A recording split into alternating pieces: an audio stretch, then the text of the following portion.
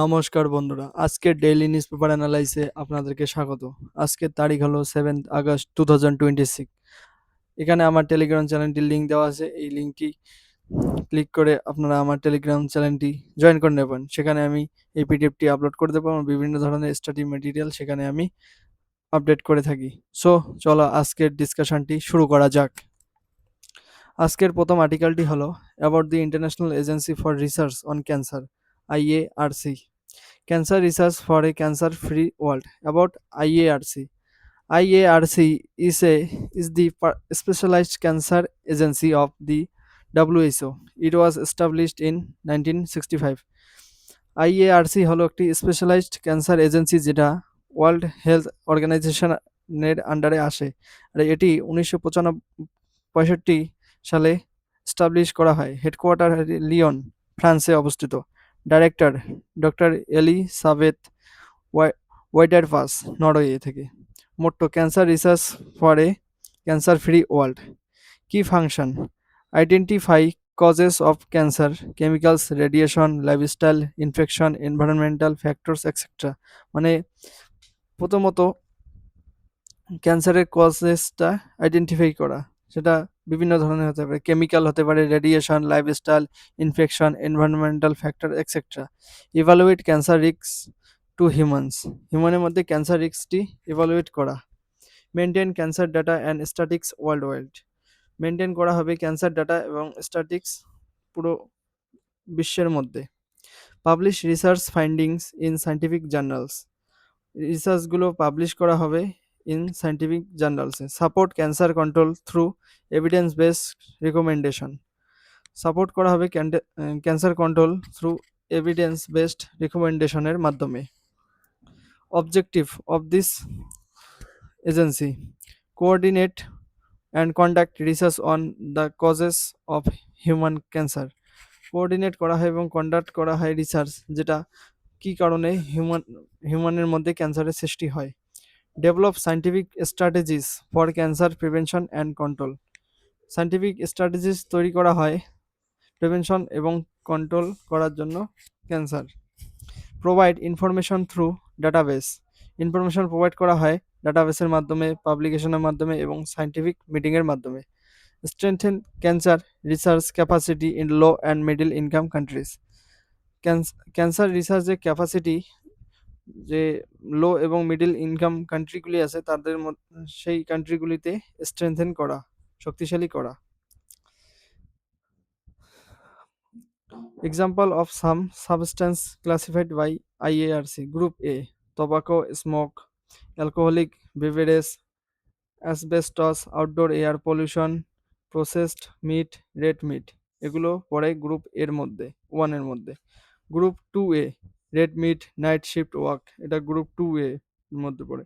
আর group 2Bর মধ্যে coffee, mobile phone, radiation, etcetera. IARC monographs, IARC monographs on the identification of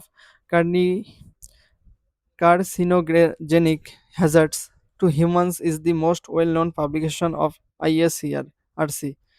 Substances are classified into 4 groups based on the strength of evidence that they can cause cancer.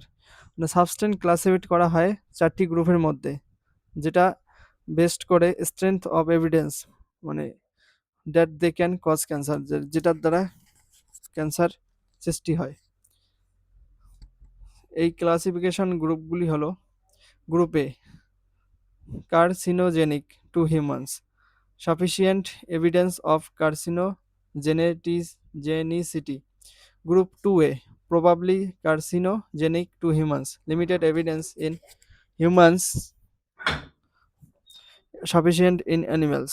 Group 2B possibly carcinogenic to humans, limited evidence in humans or animals.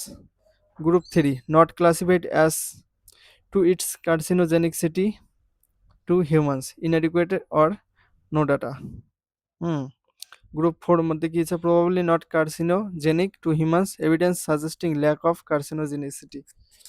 Importance of IARC provides independent scientific evaluation of cancer risks. First, helps government and organization in making public health policies তৈরি করতে government এবং অর্গানাইজেশনকে সাহায্য করে raises global awareness about preventable causes of cancer global awareness তৈরি করে about preventable causes of cancer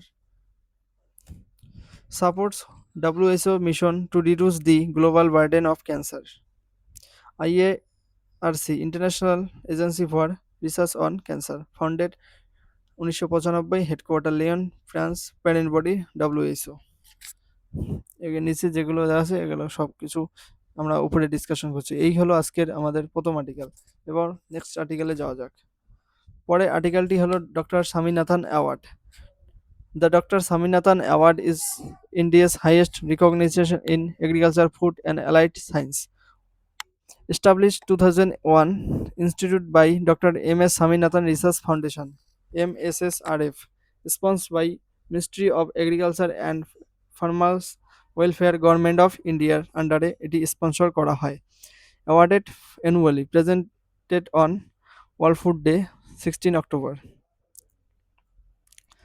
objectives to recognize outstanding contribution in agriculture food nutrition and allied science to promote innovation and research benefiting farmers and society to encourage sustainable agriculture and food security to inspire young scientists and researchers এগুলো হলো এই doctor objective এই অ্যাওয়ার্ডটির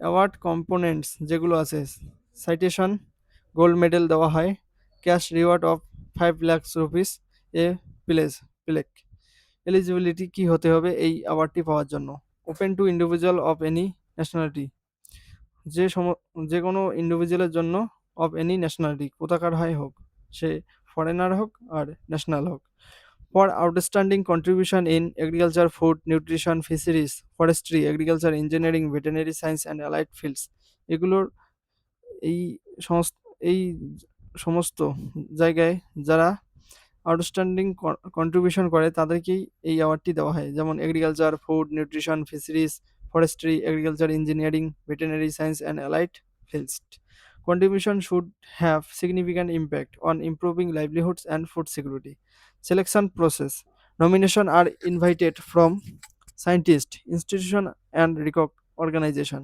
evaluated by an expert committee একটা এক expert কমিটির দ্বারা এটি evaluate করা হয় মানে সিলেকশন যে প্রসেসটি থাকে recommended by the selection committee of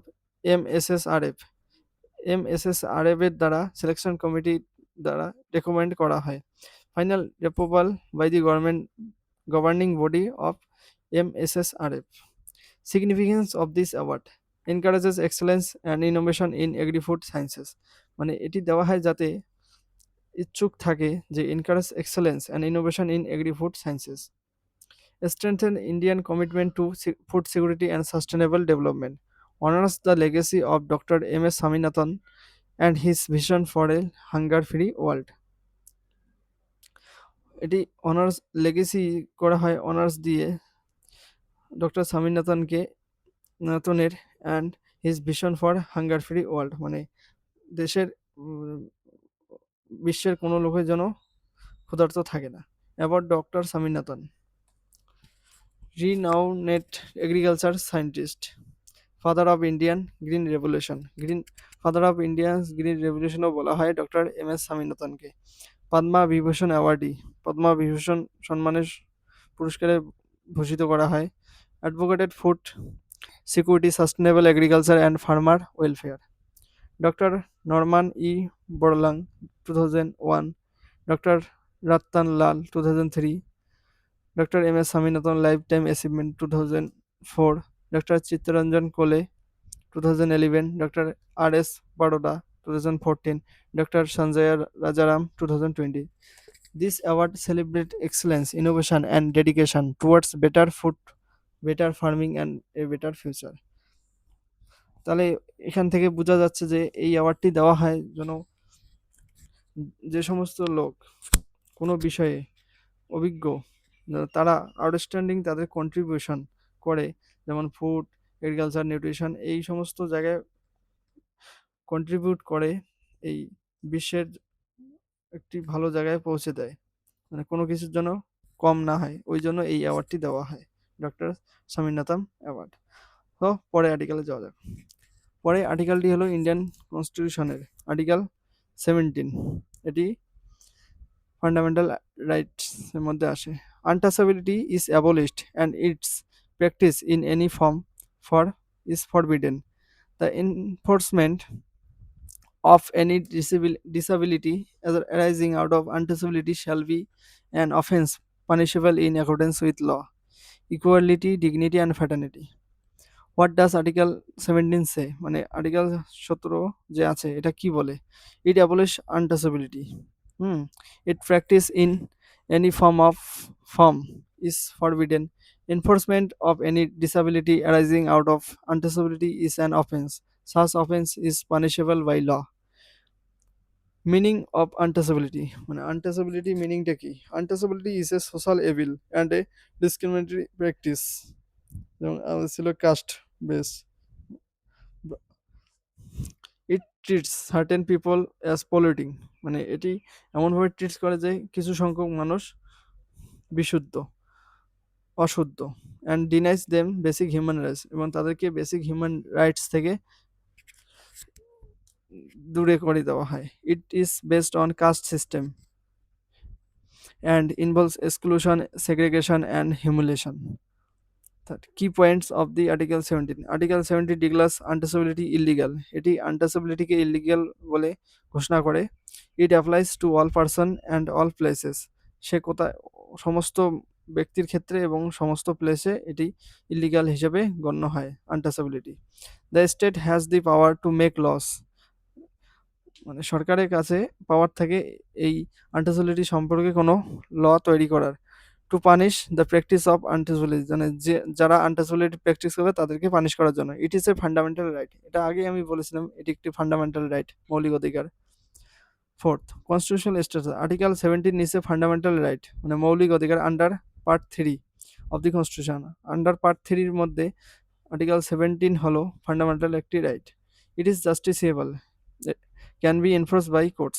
এটি একটি জাস্টিসিয়েবল আর্টিকেল এবং এটি কোর্টে এনফোর্স করা যেতে পারে, মানে চ্যালেঞ্জ করা যেতে পারে যদি আপনার সাথে কোনো আনটাচেবিলিটি সিচুয়েশন ক্রিয়েট হয়।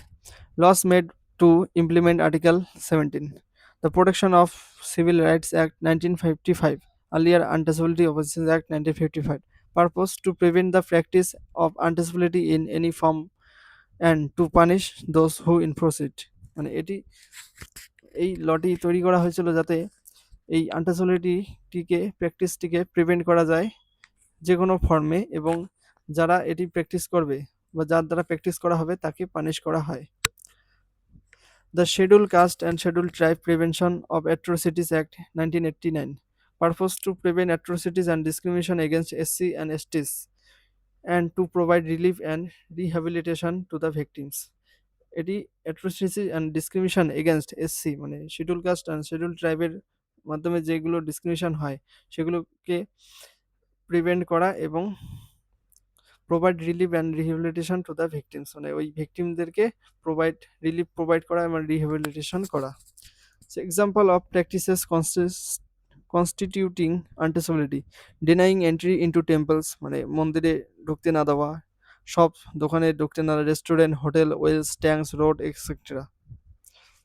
Refusal to serve or sell goods, মানে যাদের সাথে আনটাচেবিলিটি প্র্যাকটিস করা হয় তাদেরকে কোনো গুড সার্ভ বা সেলও করা হয় না। Forcing individual to live separately, মানে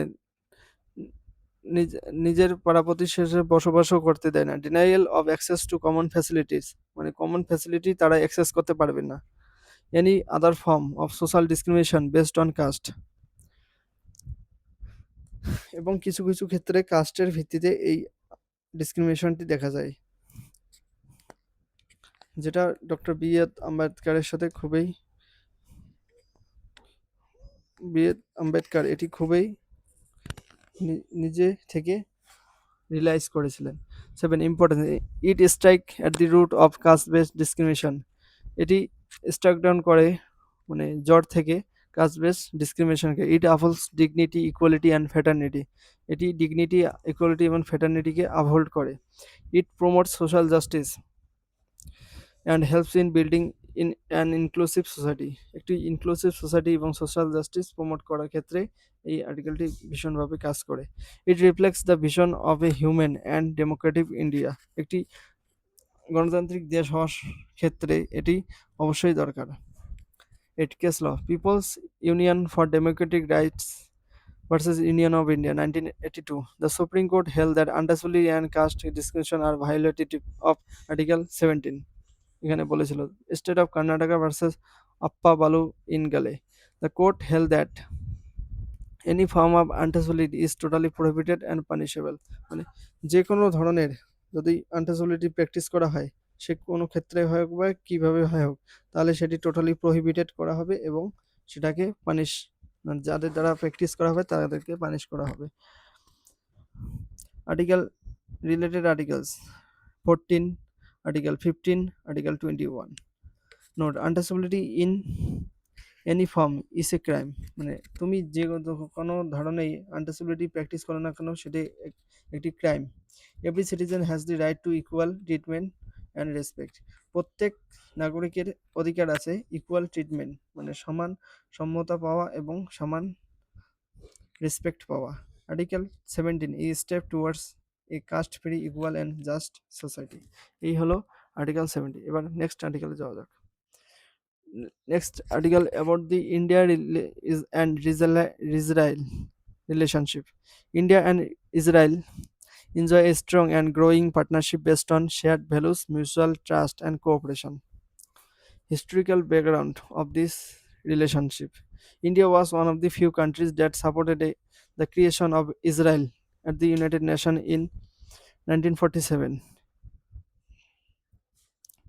মানে ইন্ডিয়া কিছু সংখ্যক কান্ট্রির মধ্যে ছিল যেটা যা ইউনাইটেড নেশনে ইসরায়েলকে 1947 সালে নেশন হিসেবে ক্রিয়েশন অফ ইসরায়েল সাপোর্ট করেছিল। Due to domestic and west Asia political কনসিডারেশনে India opened a liaison office in Tel Aviv in 1953, which was upgraded to full diplomatic relation in 1992. প্রথমত ডোমেস্টিক এবং West এশিয়ার political যে কনসিডারেশনটা ছিল সেটা অতটাও ভালো ছিল না, ওই জন্য ইন্ডিয়া একটি তেল আবিবে লিয়াসন অফিস তৈরি করেছিল, কিন্তু পরবর্তীতে সেটা আপগ্রেড করে ফুললি ডিপ্লোম্যাটিক রিলেশনে পরিণত করা হয়, যেটা 1992 সালে হয়েছিল। এরিয়াস অফ কোঅপারেশন, মানে ইন্ডিয়া এবং ইসরায়েলের সাথে যেসব এরিয়া কোঅপারেশন করা হয়। Defence and security, India is one of the largest buyers of Israeli defence equipment. মানে মনে হয় ইন্ডিয়ার যে ডিফেন্স ইকুইপমেন্ট কিনে তাদের মধ্যে ইসরায়েল মনে হয় 4 নম্বরে রয়েছে। Cooperation in missiles, unmanned vehicles, unarmed vehicles, radar, cyber security, homeland security, and counter-terrorism, agriculture and water management. Israel advanced drip irrigation, precision farming, and water conservation technologies have greatly helped Indian farmers. Science, technology, and innovation, collaboration in AI startups, space, cybersecurity, healthcare, renewable energy, and digital technology. Trade and economy. Bilateral trade has grown steadily. Both countries are exploring a free trade agreement. Both country explore মানে free trade agreements sign করার জন্য explore করতেছে যে কোন কোন বিষয়ে মানে সহমতি, আর তাদের বাইলেটারাল ডায়লগ হতেই আছে। People to people ties, strong cultural ties, tourism, academic exchange and a large Indian community contribute to closer relation. Third, key visit and milestone. 1992, full diplomatic relation established. India এবং ইসরায়েলের মধ্যে 1992 সালে ফুল diplomatic relation establish হয়। 2003 সালে Ariel Sharon became the first Israel PM to visit India. Ariel Sharon যে ইসরায়েলের PM ছিল প্রথম 2003 সালে ইন্ডিয়া ভিজিট করে। 2017, PM Narendra Modi visited Israel, the first Indian PM visit. 2022, 30 years of Indian Israel diplomatic relation celebrated, 2022 সালে এটা সেলিব্রেট করা হয়। Why India and Israel in a relationship important? Israel is a trusted defense and technology partner. Helps India in modernizing its military and security system, strengthen India's influence in West Asia, cooperation in innovation and agriculture support India's development goals. এগুলোর জন্য খুবই India এবং Israel রিলেশনটি খুবই important. Challenges কি কি আছে রিলেশনশিপের মধ্যে? India maintains a strong support for the Palestine cause and two state solution, মানে প্যালেস্টাইন আর ইসরায়েলের যে কনফ্লিক্টটা তার মধ্যে ইন্ডিয়ার একটু চ্যালেঞ্জ হয়, যেটা ইন্ডিয়া শুধু চায় টু স্টেট সলিউশন, যেটা ইন্ডিয়া সবসময় বলে থাকে টু স্টেট সলিউশন হওয়া দরকার। Balancing relation with Israel and Arab countries is A delicate task, মানে ইসরায়েলের সাথে রিলেশনশিপ ব্যালেন্স করা এবং আরব কান্ট্রি যে আছে ওয়েস্ট এশিয়া সেগুলোর সাথে করা খুবই টাফ, যেটা ইন্ডিয়া বর্তমানে খুবই ভালোভাবে পূরণ করতেছে। রিসেন্ট ডেভেলপমেন্টস কি কি হয়েছে? Growing cooperation in defence co-production and joint R&D. India joint I2U2 grouping, যেখানে ইন্ডিয়া, ইসরায়েল, ইউএসএ, এটা 2022 সালে ইন্ডিয়া জয়েন হয়। Focus on semiconductor startup space and clean energy partnership. আমরা কনক্লুশনে বলতে পারি যে India and Israel share A relationship build on trust, shared interest and a common vision for a secure, prosperous and innovative future. এখানে establishment of diplomatic রিলেশনটি দেওয়া আছে। India and Israel established full diplomatic relation on 29 জানুয়ারি 1992। এখানে ইসরায়েলের ম্যাপটি দেওয়া আছে। ইসরায়েলের পশ্চিম দিকে Mediterranean C, ইসরায়েলের যে বর্ডারিং কান্ট্রিগুলো আছে মেডিটেরিয়ান সির সাথে বর্ডার শেয়ার করে, তারপরে হচ্ছে লেবানন, সিরিয়া, জর্ডান আর হচ্ছে ইজিপ্ট, এই কয়েকটি কান্ট্রির সাথে, আর প্যালেস্টাইন যেটার সাথে বর্তমানে বিবাদ চলছে, ইসরায়েল প্যালেস্টাইন গাজা ওয়ার। এগুলো আমরা যখন এডিটোরিয়াল ডিসকাশন করব তখন আরও ভালোভাবে ডিসকাশন করব। এটি হলো আমাদের এই article, India and Israel relationship. পরে আর্টিকেলে যাওয়া যাক। পরে আর্টিকেলটি হলো একটি কান্ট্রি নিয়ে, যেটি সাউথ আফ্রিকান কান্ট্রি এবং এটি খুব landlock country. Lesotho is a landlock country entirely surrounded by South Africa. South আফ্রিকার দ্বারা ইন্টারলি সারাউন্ডেড, মানে সাউথ আফ্রিকার মাঝেই এই কান্ট্রিটি অবস্থিত বলা যায়। Lesotho is a mountainous country located in southern Africa. এটি একটু মাউন্টেনিয়াস কান্ট্রি, মানে সব জায়গায় mountain. It is completely surrounded by the South Africa. South আফ্রিকার দ্বারাই এটি landlock. It is one of the highest countries in the world. এটি সবথেকে হলো হাইয়েস্ট কান্ট্রি, মানে উচ্চ মানের কান্ট্রি। লোয়েস্ট পয়েন্ট হচ্ছে 1400 metre and highest point 3482 metre. Known as kingdom in the sky because of its high altitude, মানে এটি খুবই উচ্চতম একটি country. Geography of Lesotho, landlocked country in southern Africa, bordered entirely by South Africa. Area দেওয়া আছে এখানে। Terrain mostly mountainous and high plateaus. Major rivers, orange rivers, যেটাকে Makhaleng river in Lesotho, Senqu tributary of Orange river. এখানে একটাই river আছে যেটাকে বলা হয় অরেঞ্জ রিভার, আর সেনকু যে রিভারটা আছে সেটা হলো অরেঞ্জ রিভারের ট্রিবিউটারি, যেটাকে মাখালেং রিভারও বলা হয়। Climate, highland subtropical climate, warm summer November to February, cold winters May to August with snowfall and high in high areas. Economy কি কি? ইকোনমির দিক দিয়ে লেসোথো কেমন এটা আমরা দেখে নিই। Main sector agriculture, textile, water resources, hydro power আছে, mining. Major export diamonds, water, wool, mohair, textile products etcetera. Important for supplying water to South Africa through Lesotho Highlands water project. Fourth, government and politics, সেখানে কি ধরনের government চলে? Parliamentary constitutional monarchy, সেখানে government হচ্ছে parliamentary constitutional monarchy, মানে parliament constitutional with monarchy. Head of state, মানে আমাদের যখন হেড অফ স্টেট প্রেসিডেন্ট, সেখানে হেড অফ স্টেট হচ্ছে king. Let's see 3, head of government prime minister অবশ্যই। Parliament national assembly elected and senate partly nominated, সেখানে national assembly আছে যেটা elected হয় by the God, by the people, and senate যেটা nominate করা হয়। Culture and people, people Basotho, language Sesotho, official and English. Culture rich in music, dance and traditional festival like মুখর Mokorotlo, traditional অ্যাটেয়ার বসতো blanket, এখানে যে ছবিটা দেওয়া আছে। ইন্টারেস্টিং ফ্যাক্ট আছে কিছু এই কান্ট্রিটির। Lesotho has the highest lowest point in the world, 1400 metre.